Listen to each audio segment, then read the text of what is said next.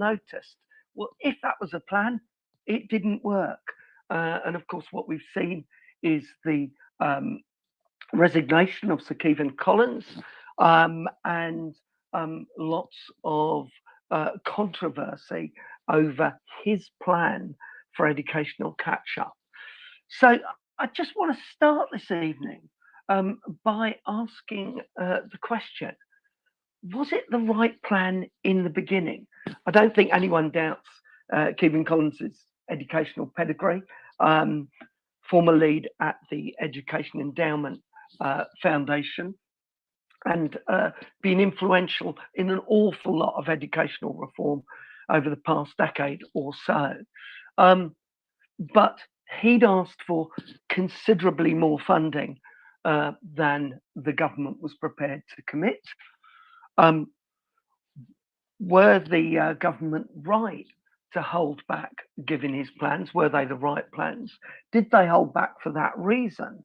Or did they hold back because education as a voice in the shadow cabinet is not as strong as it should be? I guess where I'm kind of coming from here, and I'd really welcome people's thoughts on this, is to just pose a question about the nature of the narrative around catch up and around recovery itself. It seems to me that at a very basic level, one might say, well, if children have been out of school for a considerable part of a year, they've got a considerable part of a year to catch up. Except I'm not sure that it's like that, because I'm not sure that children learn in linear ways. I'm not sure that the way you address not doing much of, say, the year 6 curriculum is to do it again in year 7 if you didn't. Because part of that year 6 curriculum is pitched in year 6 for a particular age related reason. And in terms of age and maturity, the children have passed that point in year 7 in any case. So I'm not so sure that the whole catch up thing has quite got this right. I'm not sure about one other thing. It does seem to me to presume two things. One, that children have learned nothing during lockdown, and two, that they, if they've progressed or if they've not progressed, they've all progressed or not progressed by the same amount. And one of the hypotheses I want to suggest, and I suggest this in my book Lessons from Lockdown, and it's coming through again in the research for the sequel Bubble Schools, which is that no two children, no two families, no two schools, and probably even no two classes or two year groups have had the same lockdown. And that lockdown has been so variously experienced that actually there is something flawed about the nature of a catch up plan that looks a little bit one size fits all. Because even if one takes Sir Kevin's plans, at their face value, an extra 30 minutes a day, what is an extra 30 minutes a day going to catch up? What subjects are we going to give it to? What activities? I noticed that when there was some resistance from the profession on this, the reaction was to say, right, we'll use that half an hour for sports and artistic activity. Now, that seems to me to be possibly a very good idea, because one of the things, unless you're fortunate enough to have a home gym or a very big garden, one of the things clearly that children have missed out on during this period of, often enforced homeschooling is they have missed out on physical education, they have missed out on PE, they have missed out on the facilities to do the kind of work that one might often do in the creative subjects. But catching up a year's lost English with 30 minutes a day, or a year's lost geography, or a year's lost maths, or a year's lost all of them bundled together, I'm not so sure.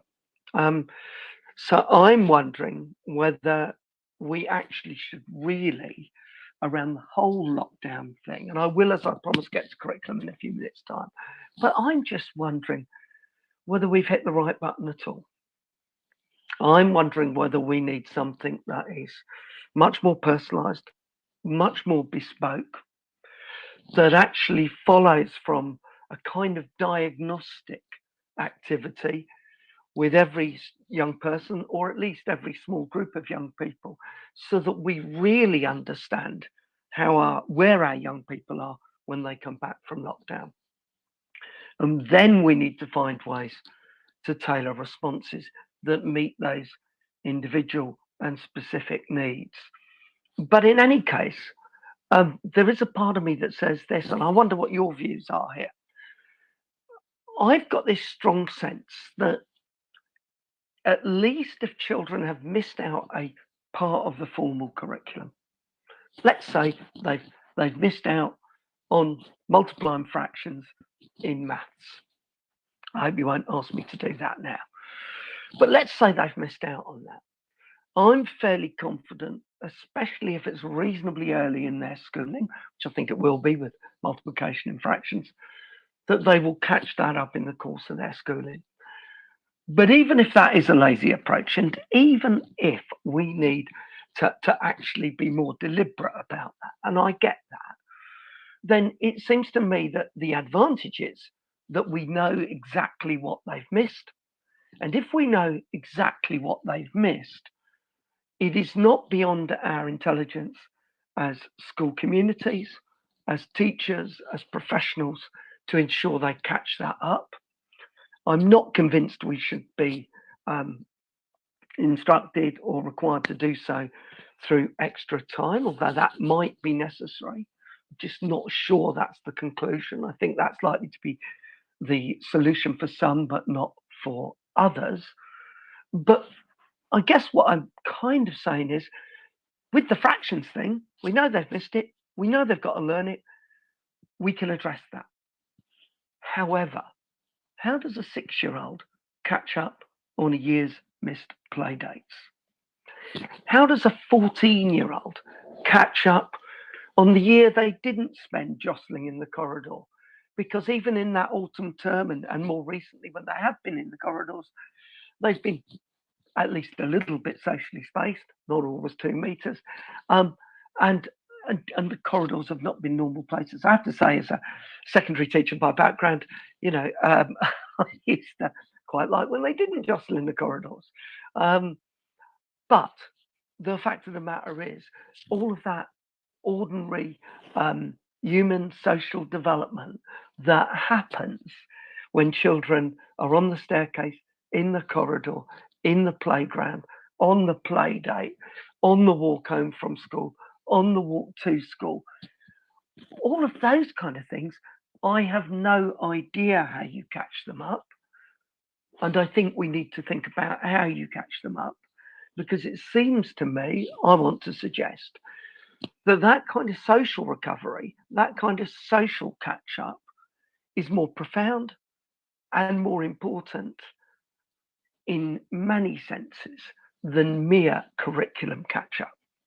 In fact, I want to go a stage further and say that actually, if we can enable our young people to socially catch up, if we can attend to their social well-being, then their learning will flow from that. My sense is that we need to attend to young people's well-being, to their mental health, to how they're feeling before we deal with the detail of where they happen to be on a curriculum map. And that is not to say curriculum doesn't matter, or standards doesn't matter, or attainment doesn't matter. It is simply to say, as those of you who have followed my work over a number of years will know, I'm a bit of a scratched record on this. It is to say that inclusion should be a prerequisite for achievement, not its poor relation. And I want to argue that I think that at least in headline form, and I've got a feeling that I'm probably been unfair to Sir Keevan here, but at least in headline form, the um, uh, the emphasis seemed to be on curricular catch up in quite a narrow way. And I'd like to see curricular catch up in a much broader way. I'd like to see catch up in a broader way. And as we'll come to later in the show, I'd like to see curriculum itself thought of as more broadly, as more than simply a list of subjects. Now, I don't know if anyone's got any views on that. Um, I also just want to question, and I know further research has come out this week pointing out that we seem to have lost several months of the ground gained over the past 10 years in closing the gap between those who are disadvantaged and those who are advantaged in our school system. And I don't think there can be any doubt that where lockdown has impacted hardest, it has often been on those with the least advantages. Clearly, if you've got less technological connectivity, if you haven't got a place to study at home, if you're living in cramped conditions or domestically difficult conditions, clearly lockdown will have been far more difficult. But I think, again, we need to watch the generalities. So, one of the things that I have found coming through in the focus groups I've been working with in recent months is the fact that some of the young people who did extremely well during what I'm calling the second lockdown, some call it the third, but the lockdown from January to March this year, um, quite a lot of people are saying to me that one, as schools, we were much more effective, and certainly where I'm a chair of governors, that was the case. We're much more effective in reaching those vulnerable children. I hate that term, but in reaching those children and getting them into school. And that actually we found that because they were in school in smaller groups, in bubbles, um, sometimes in different groups, structured differently, they received far more attention than they would in an ordinary class of 30, and they made more progress during this period. And I've had that feedback from teachers and from parents that sometimes in this second lockdown, uh, either those children deemed vulnerable or children with particular um, challenges to their learning. Um, Dyslexia has been one example that's been cited to me because they've had the closer attention during that second lockdown and because they've been in during that second lockdown. Actually, they've made more progress rather than less. Um, so clearly, there's a kind of bumpy profile here. It's not simply that all vulnerable children, for all vulnerable children, lockdown has been a disaster. And for all advantaged children, it's been okay. Um, actually, I want to suggest that it's a bit more nuanced than that. That, as I've said, every child, every school, every family's had a different lockdown, but also all of us, and this goes as much for the adults and for our staff as our students, but all of us have had periods of being lockdown strugglers, lockdown survivors, and lockdown thrivers. And probably most of us, listening to this broadcast as professional, as people in the teaching profession and related areas, we've had more advantages than some. We've probably spent more time as lockdown survivors than lockdown strugglers. We know that some people have thrived during lockdown, some children have thrived, and some people have thrived. That's not to say that we prefer lockdown over non-lockdown, but some people actually have enjoyed that quieter pace of life. Quite a lot of people are proposing to change the way they, organize themselves, organize their work, and so forth as a result of lockdown. So I think we've all spent periods as lockdown strugglers, lockdown survivors, and lockdown thrivers. I hope that most of us have spent most of that time surviving or thriving. I know for some people it's been an incredible struggle all the way through. But I think for more people, it's been a struggle from time to time. And I think that needs a more nuanced response. So I wonder, in that sense, whether when we think about catch up and when we think about recovery, if part of the problem is that we put all of this into deficit. So these children become the lockdown generation, and somehow we inadvertently soften our expectations for them, um, because we understand and respect the difficulties they've had.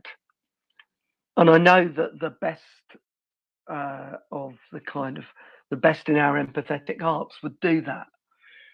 But I also know that actually many of these children and many of us have done things and developed skills and realized things during lockdown that in the hurly burly of pre lockdown life, we never had time to notice or develop.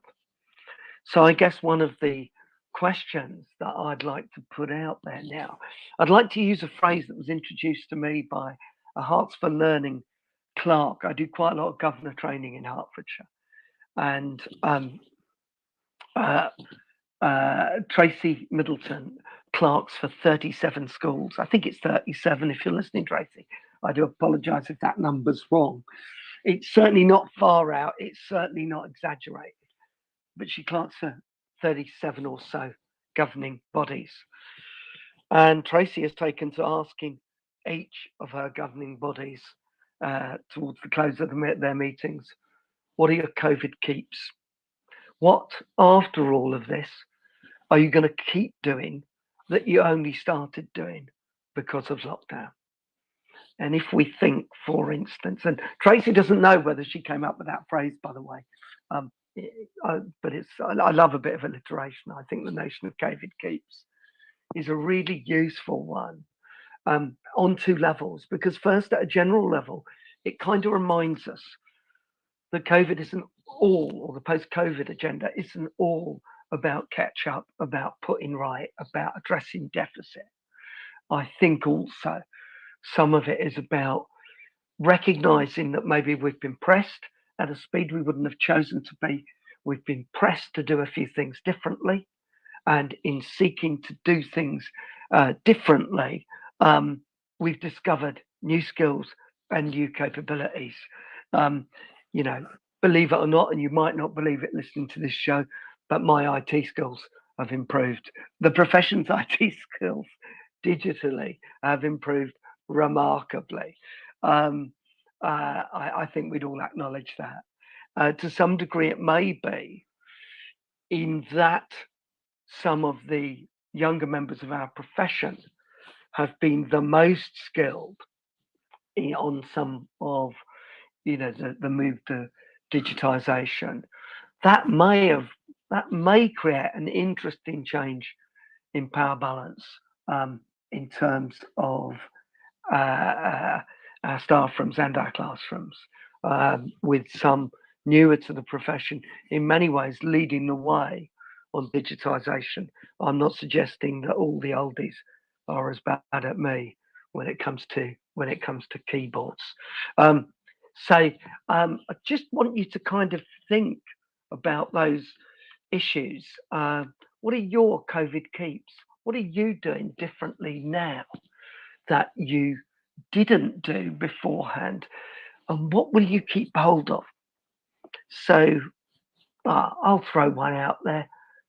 Most people seem to quite like, and I'm talking parents, teachers, and pupils here, online parents' evenings. The kind of idea that, I don't know, I thought that sounds terrible. But actually, having been reintroduced to secondary school parents' evenings fairly recently, with our sons going up to secondary school in the last few years, Our oldest is now in year 10, our youngest is in year 7. Yeah, I'm really glad to not be doing that dash around the hall, or worse still, that dash around the building to join queues that it's just not possible to run to time. And I'm also equally glad that I'm not sitting at one of those desks servicing those queues. I'll take 5 minutes, even if it is only 5 minutes, in the comfort of my kitchen any day of the week. And I wonder if the way forward, for instance, with parents' evenings after this, is that we have the kind of digital version as the minimum entitlement, and then we have face-to-face meetings on site with teachers when we need them. And that would seem to me to build on something else that we might want to keep out of COVID.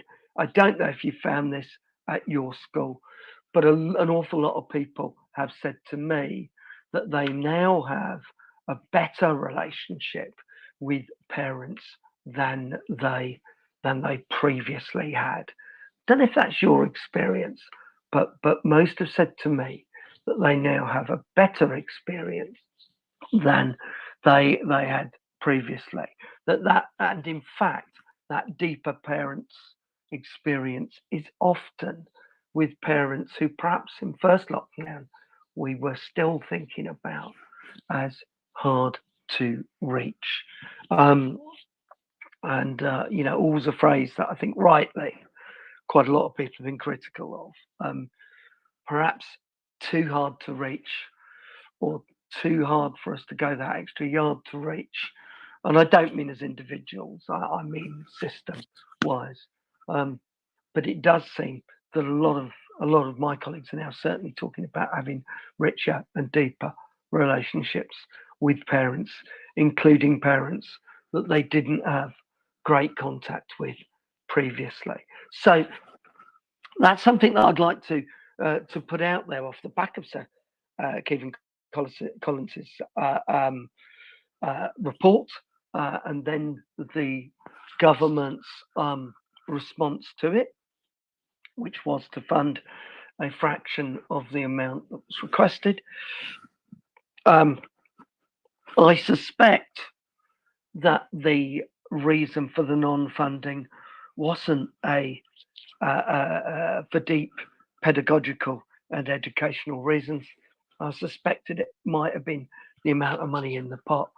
I suspect it might have been where education, in spite of the polemic, where education sits in the queue of priorities. And let's be fair, there must be an incredible list of priorities right now. But Kevin Collins had been appointed to great fanfare, been championed as, the advisor we'd been waiting for. And I think a lot of us thought that was a smart appointment, a wise appointment. But appoint experts and then not take their advice, even when it comes with a cost, is always going to be contentious. I guess where I've been more contentious is to say, was it though the right advice? Were we too locked in the notion of catch up and recovery, and not focused enough on the language of what we want to keep from COVID, what we've learned from it, how our schools are different? So one school I'm working with at the moment, for instance, has said to me, one large secondary school, has said they've decided that they're not going to go back to moving to specialist subject classes every 45 minutes or whenever the bell goes. They're only going to do that for the arts, science, sport. They've recognised that you can teach geography and history in the same room, that while it requires a greater mobility amongst staff and facilitating that and supporting that and putting up with the difficulties that undoubtedly brings, those are smaller difficulties than the much calmer school that doesn't break out into lots of corridor noise every 45 minutes. I've mentioned a COVID keep in terms of the parents' evening stuff. I wonder if there are any others. I wonder if any of you out there have some COVID keeps. If anyone wants to come on and talk to us about that, please do. Now, at this point, I would normally play a news bulletin, followed by a jingle, interspersed at this end with a glass of water. But I'm not able to do any of that because none of the music on my dashboard is showing. Um, so, um, and I've had my extremely proficient 15-year-old program engineer check that over. And for some reason, it's not happening. So you're not going to get that cute little jingle that says it's the Late Show with Tony Breslin with those 28 seconds or whatever it is in the middle where I tell you the exciting things next in the show. I just kind of take a breather like this and my voice gets a little bit hoarser because I don't run off for that glass of water. But okay, I've mentioned, and if you've joined us partway through and you're waiting to hear from the dulcet and much more enlightened tones of Joe Holgerton, apologies from me and apologies from Joe.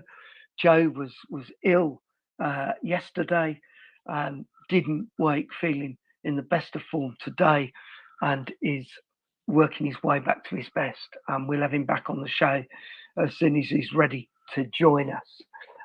I didn't follow my own advice, always have a plan B or a guest B. Of course, having a guest B, you can't tell them they're guest B, can you? So I am the guest. I am the host. It's just me. So please do be the guest. Do call in. I'm waiting for a face or two to flash on the dashboard here, and for people to jump out from that live studio. I can see you're in it. To jump out, join the show, come in and make some comments. So for the first half of the show, then looking first half hour of the show, first third. Sorry about that, only a third down. Just raising that question, given that Sir Kevin Collins has stood down, given that he's the funding that he asked for, the funding request he made, has been effectively rejected, and that a much smaller provision has been funded. Can we make something positive of the furore that's come out of that? We didn't have the quiet half term we were expecting. Can we use the debate? And I mean positively here. I don't mean to manipulate or anything like that. Can we use the debate that has ensued to say we don't just need the kind of funding that Sir Keevan was asking for? We actually need to be much more imaginative about how we do this. And I just wonder whether it might be wiser to show that trust in the profession that the Secretary of State did say he was going to, and to say, look, guys, we're not going to tell you to do an extra half an hour a day. We're not going to tell you to cut lunch times or to work through the holidays. We are going to give you extra funding. It is going to be significant. It is going to be this sum of money. It's going to go to every school. It will be on a kind of pro rata basis with some allowance for disadvantage and circumstance. So the greatest amount of funding goes to the areas with the greatest needs. But beyond that, we're going to ask you to use it. And what we are going to do is we're going to come and speak with you in 6 months' time, in a year's time, in 18 months' time, in 2 years' time. And we're going to ask you, what did you do with it? And what was the impact? And surely, when we have an inspectorate that has had fairly restful period of late, I'm sure there's somebody out there from Ofsted who put me right on that. I'm sure they haven't been resting, but we've got the wherewithal we've got the professionalism to use the money well in the first case. We've got the school leaders to do a great job with it. We've got excellent people at the helm of the profession. Should we not give the profession the authority to use the money at school level in the way that it sees fit? And should we not say to them, because it's public money and we're giving you a lot of it, we are going to come and ask you about impact. In fact, we could use those 3 I's that Ofsted have come up with not too recently: intent, implementation, and impact. And for those who think the inspectorate don't come up with the odd good idea, I think the 3 I's framework is absolutely invaluable. In fact, the only thing I do think about, and we're going to discuss this on a later show complete with guests and jingles and everything else. The 3 I's, intent, implementation, and impact. I just think it's slightly wasted if we leave it just in curriculum. I think actually if we lift it out to a whole school level, if we say as school communities, if we say as whole staffs, in our online conferences, or when we're able to in our staff rooms, when we get together as fuller communities, and I know we're still trying to do as much distancing as we can, and we're not using those spaces as much as we would like to. But actually, what's our intent? Not just in maths, not just in geography, not just in history, but what's our intent as a school community? What's our intent with regard to our young people after the last 18 months they've had? Indeed, what's our intent with our staff community after the last 18 months they've had? And how are we going to implement that? Because if you can forgive me quoting Bananarama, not to forget the Fun Boy 3, it ain't just what you do, it's the way that you do it. And it seems to me really important that we think about implementation in a way that perhaps we have never thought about before. How are we going to, whether we call it catch up or not, how are we going to go about our profession as as we welcome back full classes, as we encourage children to find their level again, as we begin to move beyond bubbles and masks, as some kind of normality returns? How are we going to make it a better normality than the normality that we left behind? So, what's our intent as a school community with regard to these children? Well-being, not just achievement, indeed well-being as a prerequisite for achievement. How are we going to implement, and how are we going to judge impact? And how about the government saying, instead of saying you will do an extra half an hour, you will do a Saturday school, you will do 2 weeks in the summer, how about the government saying you're the professionals, you decide as school communities how to do it, but this is a lot of public money and we need to get value for it. So we will be asking educational researchers, we will be asking the inspectorate to check in with you. We will be asking you to self-evaluate the progress, and we will want some bang for our bucks. Give us some bucks in the beginning. Let us show what we can do, and let's actually use the furore over Sir Kevin Collins's report as an opportunity, because I've got a feeling that one outcome from it will be that actually we will now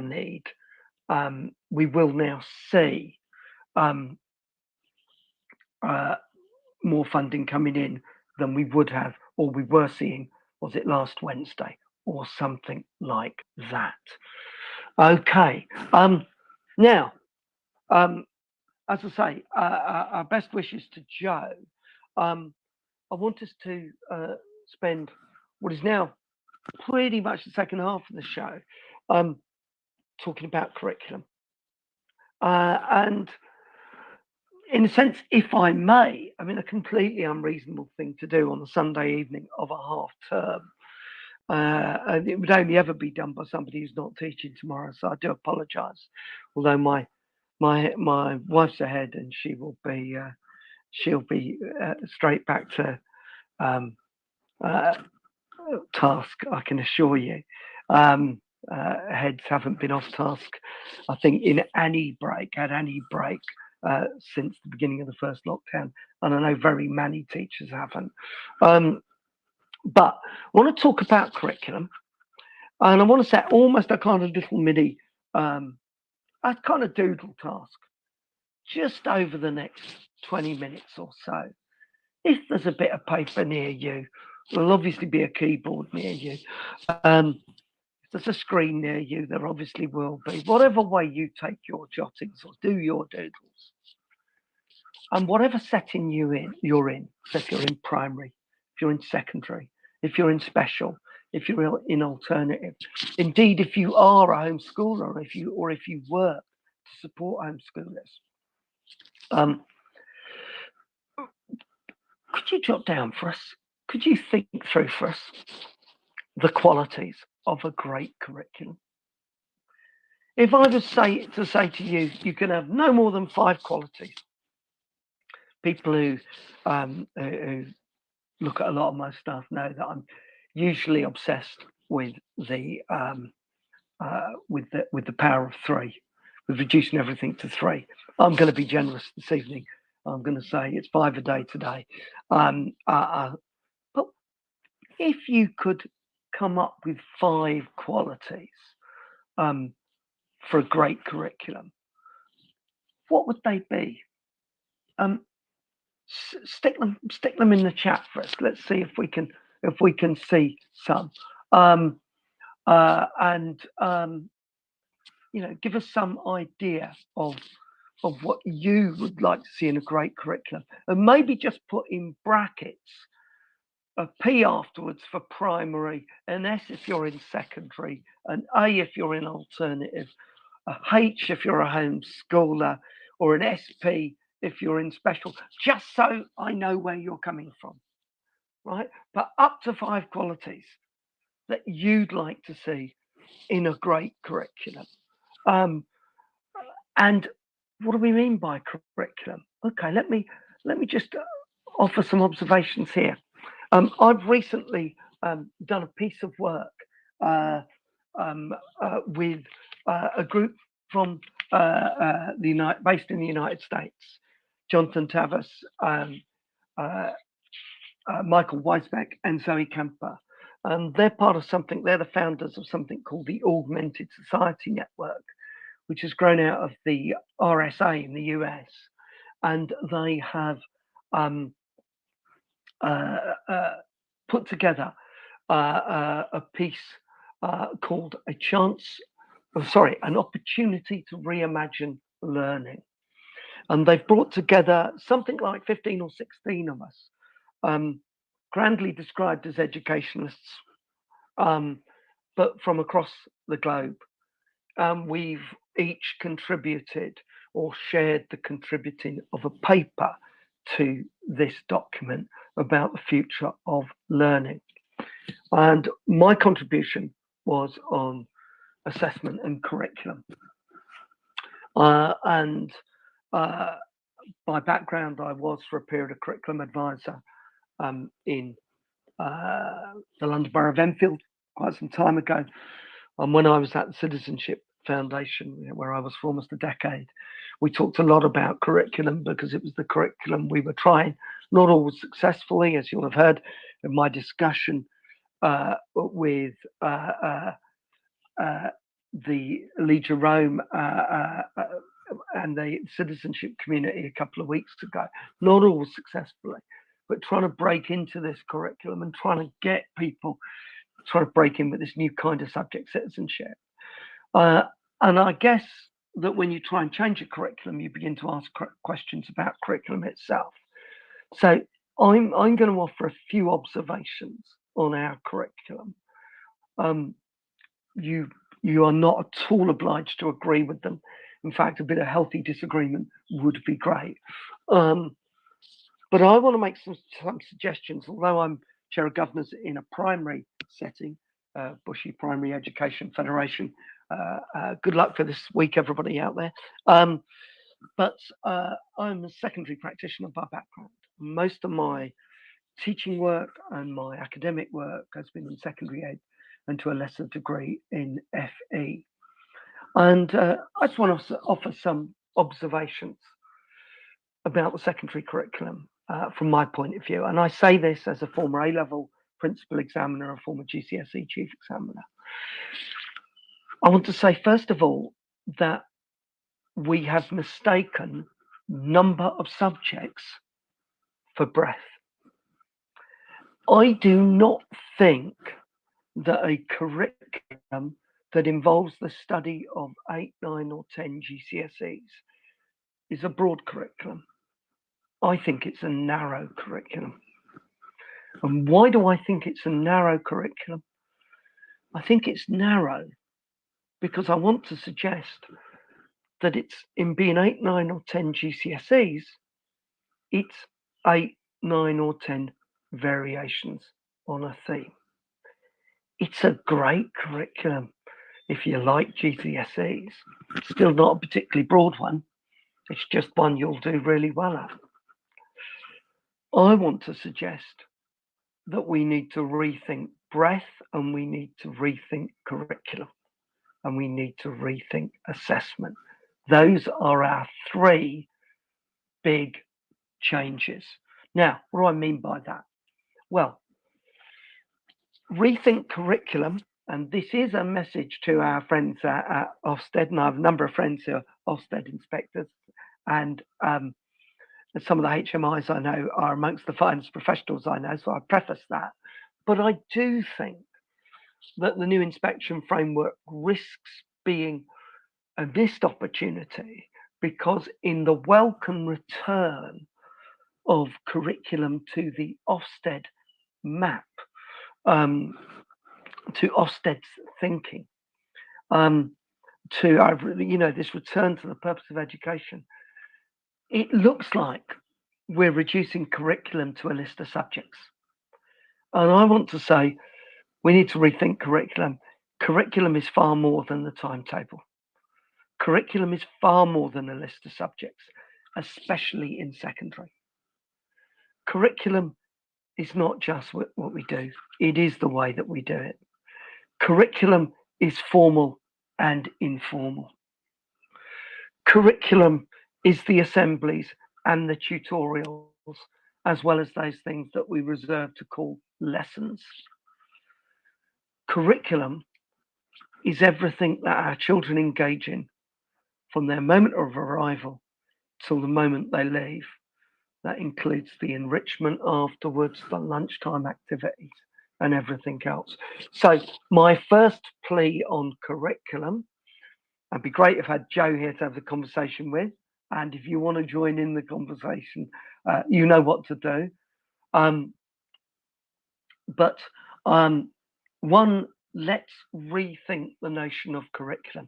And my plea to inspectors out there is this: please think of curriculum broadly, not narrowly. Please think of curriculum as formal and informal, as hidden and stated. Please think of curriculum as involving all those additional activities and not just the lessons. So the curriculum, as I called it in a modern governor module that I wrote a couple of years back, just when the published alongside the new framework actually, and its title was The Curriculum and Beyond. Okay, so let's think beyond that list of subjects. Perhaps I should have called it Curriculum, the Timetable and Beyond, because curriculum is much more than the timetable. It's everything that schools do, including some of the stuff we don't always know we're doing. So that's my first rethink, curriculum. My second rethink is around this idea of breadth. I've said already, I don't think, but I'm up for debate. I'm up for contradiction here. I'm up for a jolly good but very respectful argument. In fact, I'd love some other people to do some speaking, because without my news and without my jingles, I'm going to run out of voice at some point. But anyway, why didn't I get myself a glass of water? But that's my problem, not yours. I want us to rethink breadth. I want to suggest that if we are serious about giving young people a broad curriculum, we have to give them more than 8, 9, or 10 GCSEs. And that doesn't mean giving them 11, 12, or 13 GCSEs. counterintuitively, it means giving them 5 or 6 GCSEs. It means giving every young person access to a really good quality work-related vocational learning. Okay, just think about that. Not vocational learning that you choose because you might not get good grades. Not vocational learning that you fall onto in the sixth form because you can't manage A level. Vocational learning that you choose because it really floats your boat in terms of your interests and develops your skills. So I think every young person ought to undertake some vocational learning. And the example I always give here is quite simply, I go to the law and to medicine. And it's really interesting that when we get to 16, and we have this kind of unfortunate for me T-junction, where you turn right for A levels and left for vocational education, or rather you go straight on with A levels and you turn off a slip rope into vocational education. You tell the metaphors are running out of steam now as well, but and you hit the vocational pathway too often because you've been encouraged there, because the feeling is that either you're not hacking it or you can't hack it on the academic pathway. We have to get away from vocational education that you fall onto and think about vocational education that you choose, that you want to do. And every one of our young people, and critically, the children of our middle class professional parents, must want and must demand that their children too have access to excellent vocational education. But let me tell you what I mean by vocational education, because I wouldn't call it vocational education. I'd call it professional education. Or at the very least, I'd call it professional and technical, or professional, technical, and vocational, if you'd like. Because isn't it funny that if a young person at 16 does a bricklaying course, we call that vocational education. But if a young person at 18 chooses to study medicine or law, we regard them as being on an academic pathway. They're not, they're doing ultimate forms of professional education. We've all done professional education in training as teachers, or those of us who are teachers who are listening in. Apologies to those of you who are not, right? So we all do professional education. And in our school years, for me, the curriculum should give some real breadth. It should enable every young person to get a decent taster of work-related, vocational, professional, technical education. It should not be a sort of 14 plus or 16 plus version of the 11 plus, where actually there's a grammar school called A levels, or even a grammar school called GCSEs. And for those who aren't going to make that cut, or for those who it is deemed are not going to make that cut, that they're kind of nudged in the way of the vocational. If we keep throwing the naughty boys and girls a car engine, we will never develop the high-end, top-end engineers that we need as a country. Think of the technical, high-end professional brains that we're going to need to thrive in this digital world. Think of the skills of the colleagues amongst us, the technical and vocational skills of the colleagues amongst us, the digital wizards who've got us through this, who've led the way through lockdown.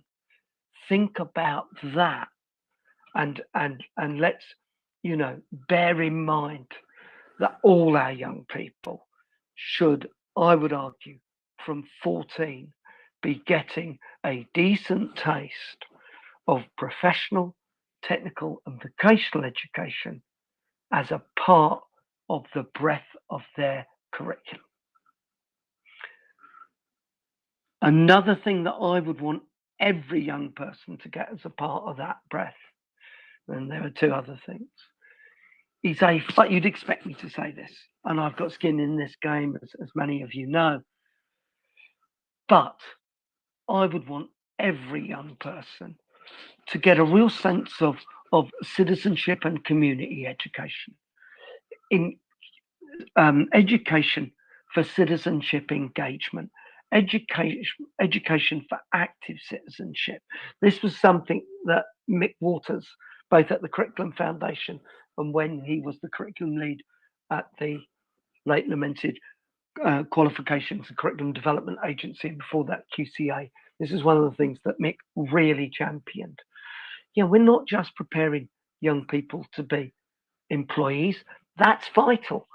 But as we've discovered or had reinforced over the last 18 months, we all do more than work. We are all citizens, we are all neighbours, we are all members of communities.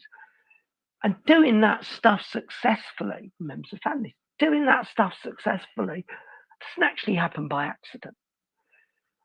It can happen by osmosis, but what about kind of quality assurance? How do we ensure that the young person from a really disadvantaged background gets exposed to the kind of citizen experiences that the middle class child from a wealthy background does? The middle class child who goes and works, for instance, as an 18 or a 21-year-old voluntarily in a charity, either in the UK or overseas, and does fabulous work and develops a whole range of skills that they use for the rest of our life. And that's tremendous. But what about the kids who, if they said to their parents, Mum, Dad, I want to go and spend a year working with people who are as disadvantaged or even more disadvantaged than me, I don't want to do it for nothing. I kind of know what my parents would have said. It just wouldn't have been an option. So how do we open up really good quality citizenship education, really good quality community education for every young person? And I think that needs to be a part of our curriculum, at the very least from 14. I'm talking from 14 because that's where we take these GCSE decisions, and we take them, of course, don't we, at 13 plus. We take them midway through year 9. And what I'm saying is that, you know, it goes without saying our curriculum should have these qualities earlier on. But when we ask young people to make choices, let's ask them not just to choose 10 academic courses or 8 academic courses. And thirdly, so I've got the kind of professional vocational thing in. I've got the community thing in. We've still got the academic thing in. Remember, the third extra I want in. That's 4 qualities in total. The extra that I want in is a real education for creativity. And again, there's something I really welcome in the new Ofsted framework. And again, it's an appeal to our colleagues out there who are listening. And I really hope there are some who are HMIs and are involved in inspection, involved in working with inspectors, involved as school improvement advisors and officers in local authorities and a multi-academy trust and so on. I hope you're with us on this one. But let's make sure all of our young people are exposed to a fantastic creative education, an experience of the creative arts. And, you know, I go back, this is going to date me horribly, but I'm going back over 20 years, closer to 25. I was teaching at the then School of St David and St Catherine in Haringey in North London. If any of you know it, it's now, and it has been for the past almost 20 years, it's been the Greg Academy. Fabulously led school. I still occasionally track its progress. Terrific work there. The boat project there is absolutely amazing.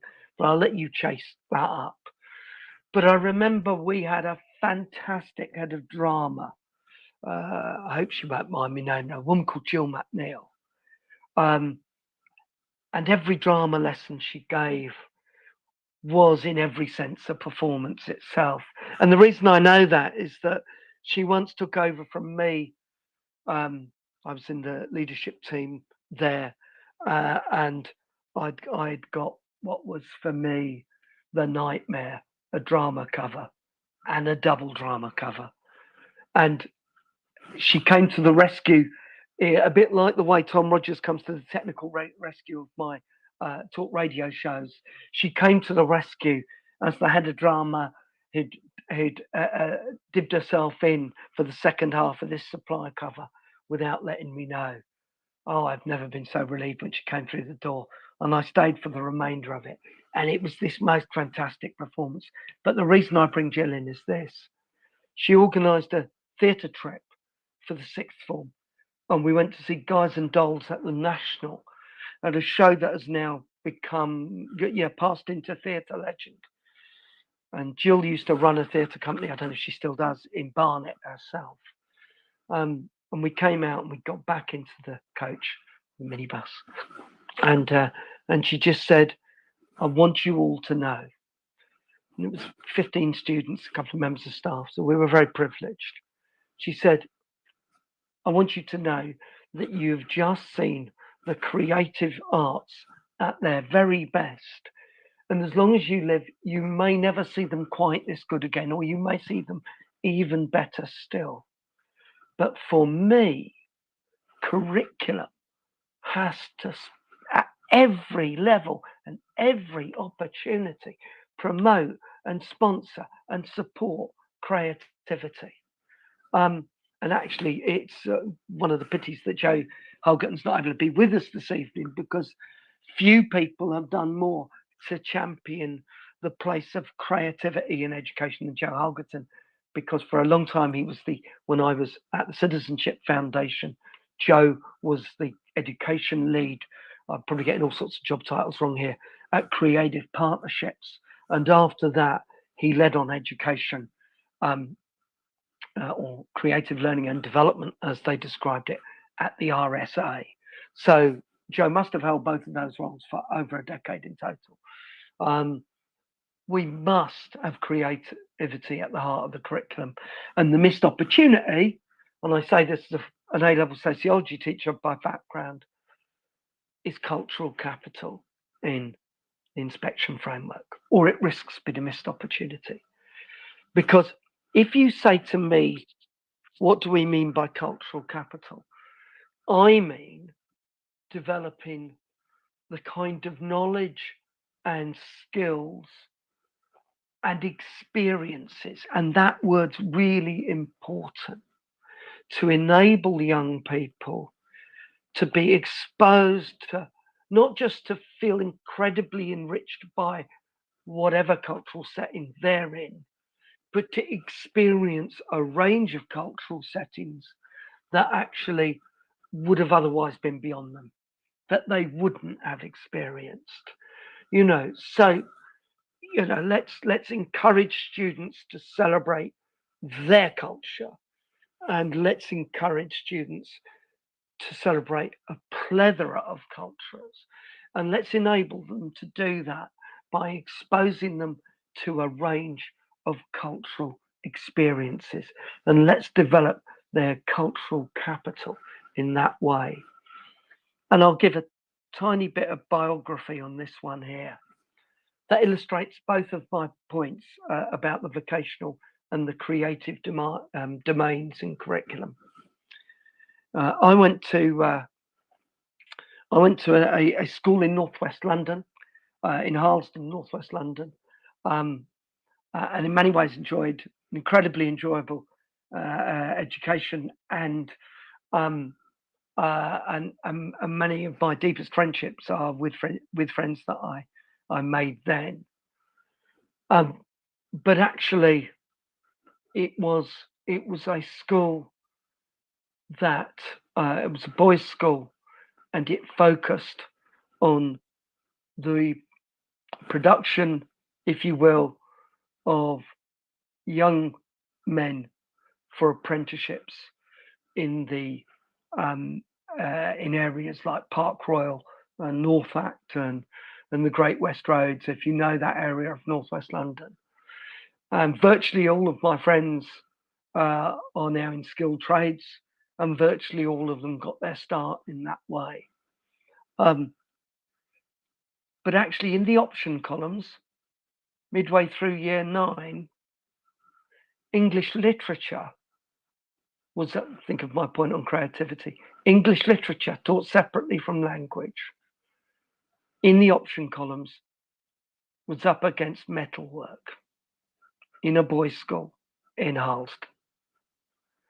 4 of us out of 180 chose English literature. And so to make the academic choice was almost unusual, to make the creative choice was almost unusual. But to go a step further, those 4 of us actually then had one of the most inspirational, creative teachers I've ever had, an American called Tom Bissell. And Tom, it was first name terms. You know, we were honorary 6th formers from the beginning of year 10. We had our lessons in the 6th form library, the 4 of us, while our friends prepared for their apprenticeships. And Tom engaged essentially on the development of our cultural capital. And 3 of us went on to do A-level English. I think we were joined by a couple of other people at that stage. I think one other at that stage, actually. But this gang of 4 or thereabouts, Tom took us to a very expensive restaurant and sent the food back. I'm sure that was pure theatre. His wife was a kind of celebrity chef before they existed, and still very well thought of, Frances Bissell. And she used to win all these national competitions and things like the Observer for Chef of the Year. He took us to the first Californian wine auction in the UK at Sotheby's. He took us to the opera. He took us to the theatre. He took us to the ballet. He was expanding our cultural capital. None of us left with a deep knowledge of those things, but all of us, or 4 of us, left knowing they existed. And I'm a little bit concerned that Ofsted's reference point for cultural capital is a bit narrow. It's a little bit too British or maybe too English, in my view, because it's quite specific about the cultural capital to which it's referring. It seems to me to play into the fundamental British values agenda. I think that that's a very important agenda, but I think cultural capital has to be more diverse and more explorative than that. But it also ties cultural capital to mastery and subject knowledge. And it is absolutely right to say that if you don't have a deep knowledge of stuff, then it's hard to to be culturally expert in them. Of course it is. But what I want to suggest is that cultural capital could be so much more. If we think of all the visits that we would ordinarily do, that we haven't been able to do over the last 18 months, and this is from early primary through to top end of secondary, the theatre visits, the pantomime visits, all of that stuff. We can't all go to the first Californian wine auction. Actually, that opportunity passed. But we can have those kind of experiences, and they do widen our cultural capital. And we had another couple of inspired teachers that I'm going to shout out to. One of whom I know was teaching until relatively recently. I think he's now retired, Roger Seaborn, and the other, a guy called John Cormack, who amongst other things, played the drums on that great Jonah Louie Christmas song. But that aside, I think he did that in his PGCE year. But that aside, John Cormack and Roger Seaborn arranged a set of trips for those students who'd taken economics as a subject. And we went to McVitie's for a day in Harlesden. We went to Heinz for a day, who were also based in the area. We went to the modern equivalent of a bank call centre in the city. And we went to Fords of Dagenham. I think that day at Fords of Dagenham added more, as one single day, added more to my education than probably everything else. And when I look back, it was a kind of inspired reverse careers education, because what John and Roger were doing was they were taking us to the kind of places that in some senses you would never want to work. I did end up working for 2 summers in McVitie's and I thoroughly enjoyed it. But the point I'm making is that it took us to workplaces, real workplaces. And when I went to Fort of Dagenham, I came from a trade union family, but I entered that factory wondering, this was 1978. This was leading into the winter of discontent that led to, or was followed by, should I say, the election of the first Thatcher government. And I went into that factory thinking, why are these guys always on strike? And I came out wondering, why do they ever go to work? That place is so noisy. The work is so heavy. It's so monotonous. What do I have to do to not get a job there? So when we talk about giving young people a broad education, I kind of got one by default. I got one by virtue of choosing English literature in a boys' school in Harlesden. And I got one by virtue of choosing economics. About 25 of us, I think, chose that. That was quite a big group of us. But that stuff shouldn't be by default. That stuff shouldn't be optional. And you shouldn't end up doing training courses in it because your academic stuff has not gone well. So to bring us back to curriculum, yes, that's where we started. Right? I want to suggest that we need to rethink. My first point was curriculum. We then need to rethink breadth itself in terms of what do we mean by breadth. And I want to argue very strongly that our notion of breadth must have 4, and here's the 5th, because I said it was 5 a day, must have 5 qualities. And those are, first, that it must have a strong academic core. But 6 subjects, please, not 10. And thereby we free up a third of the time. Secondly, that it must have the opportunity for us to experience really good quality professional work-related learning. It must allow us to experience really good citizenship, community engagement education, really good political education, etc. It must enable us to experience creativity and the arts. And fifthly, the one I haven't mentioned, what I said right at the beginning, it must always put at its forefront our well-being. It must see our young people's well-being not as an afterthought, but as the prerequisite for their achievement.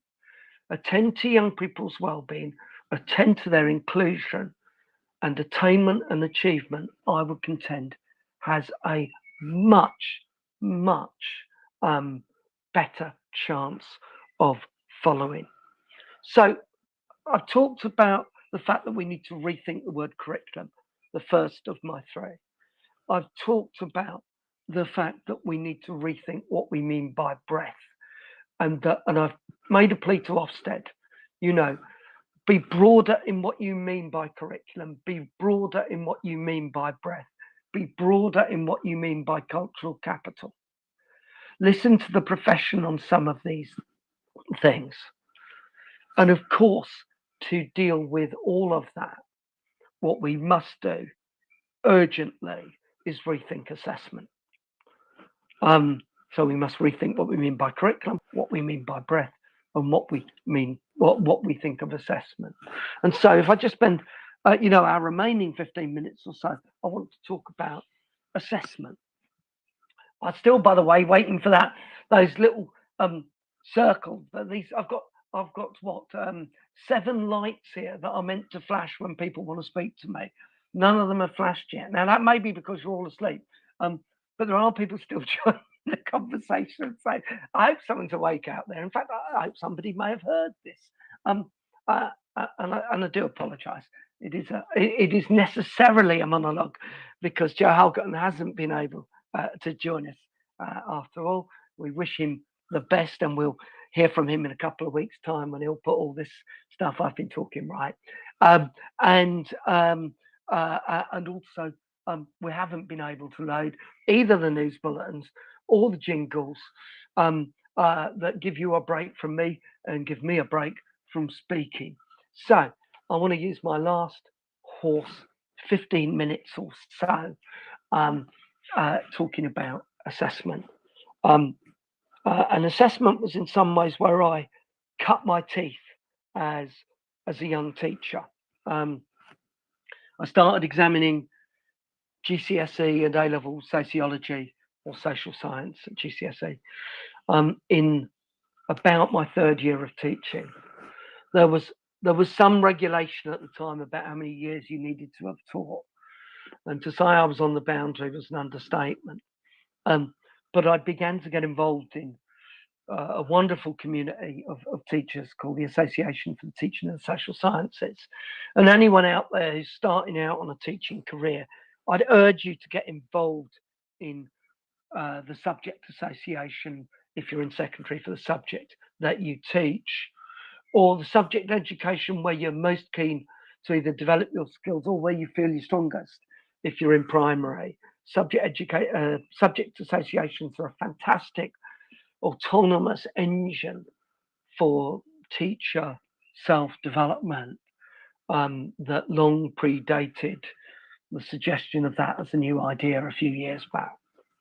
But I got involved in ATSS, I got involved in examining, I started examining exam papers, and I guess for the next 5 or 6 years of my teaching career, it was boxes of exam papers delivered or not, as the case was, by parcel force to the doorstep that paid for my summer holidays.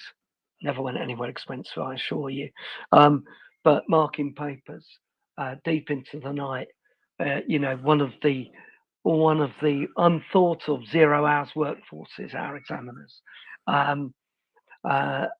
working till 2 and 3 a.m. in the morning, marking exam papers. But anyway, and I just want to suggest, and I believe good quality academic examining is vital. I think it's important.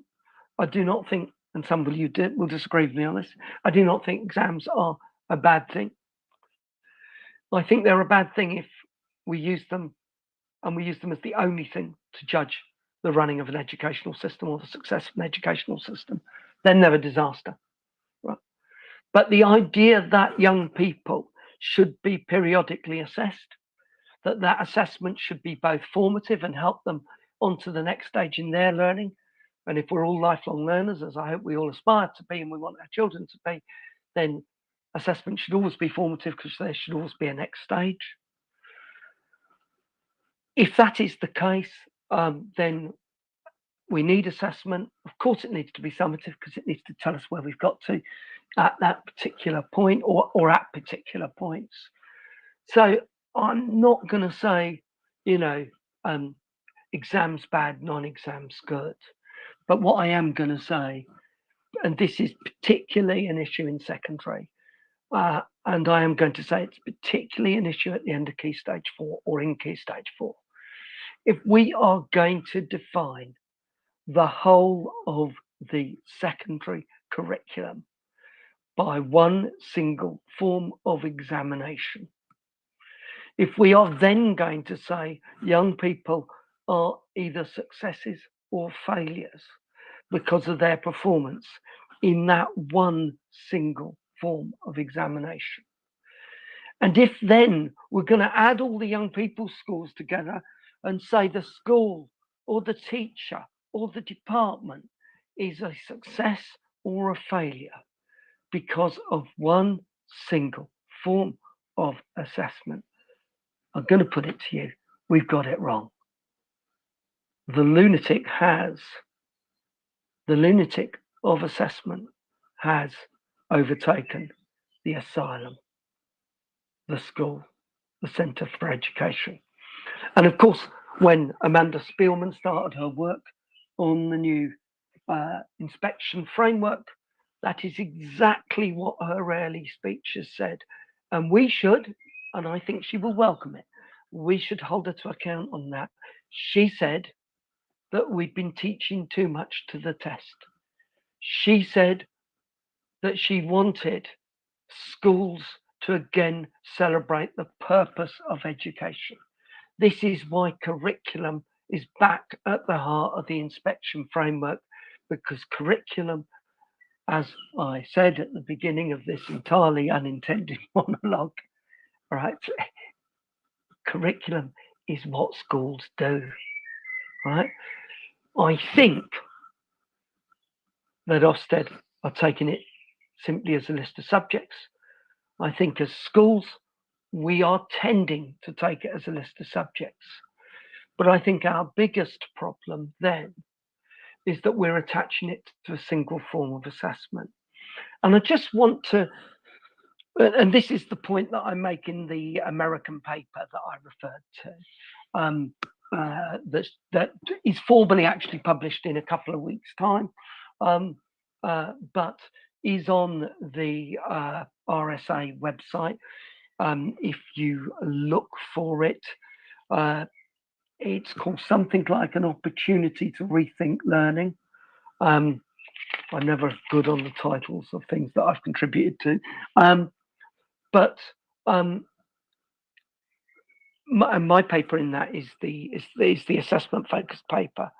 And I want to say that essentially, as a profession, as schools, we've got hooked on the heroin or the methadone of the GCSE.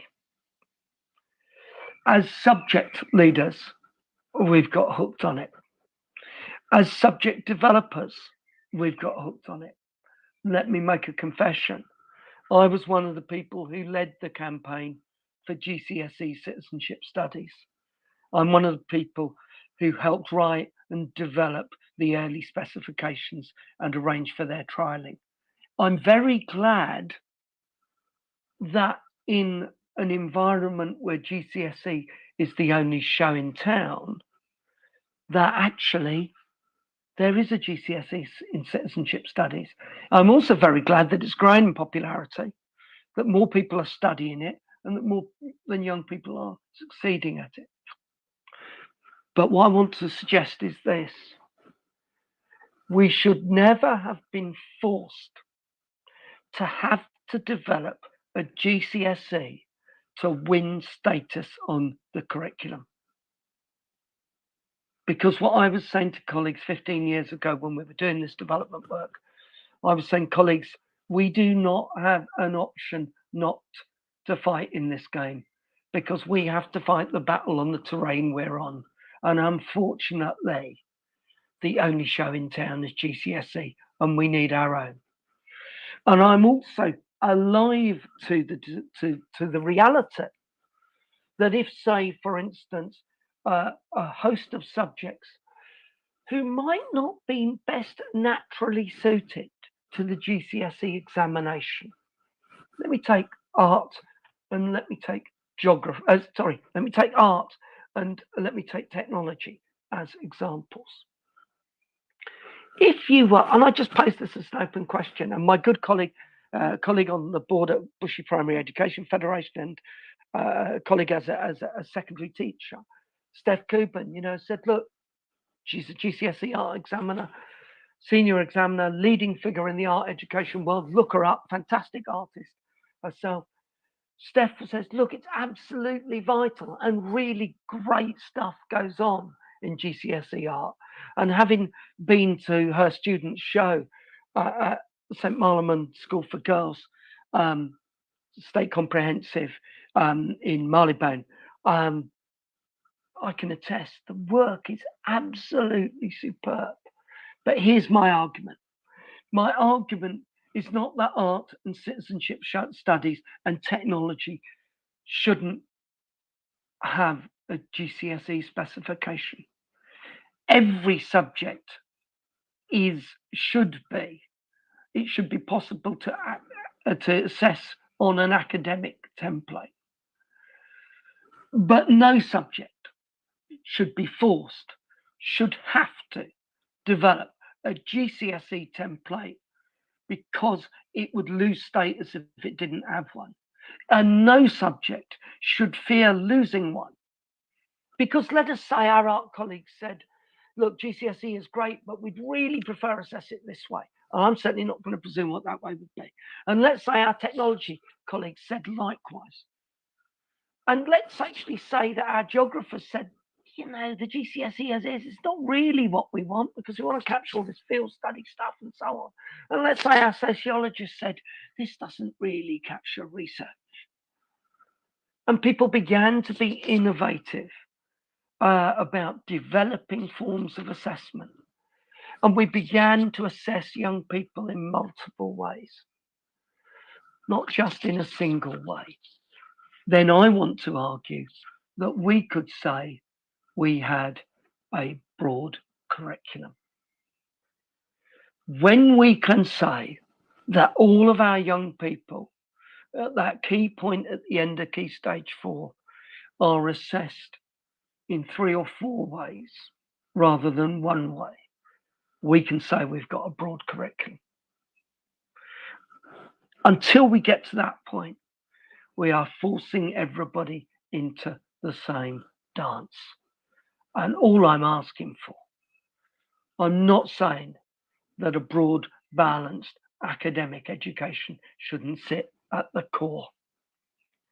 I'm not saying exams are a bad thing. I'm absolutely committed to educational standards. As someone who went to a school where 4 or 5 of us or 6, I'm having a debate with the current head about this at the moment. My numbers say 4, his numbers say 6. I suspect his numbers are right. Let's face it, he's got the official records. He might even say 7. But the point is, it was that number of us who got 5 A to C grades. Right? I'm never going to be against a broad, balanced academic education. Certainly not in the name of progressiveness. But I do want that education to be broad and balanced. And while a good clutch, and I always think around half a dozen's about right, I've never seen a job ask for more than 5 GCSEs at any point.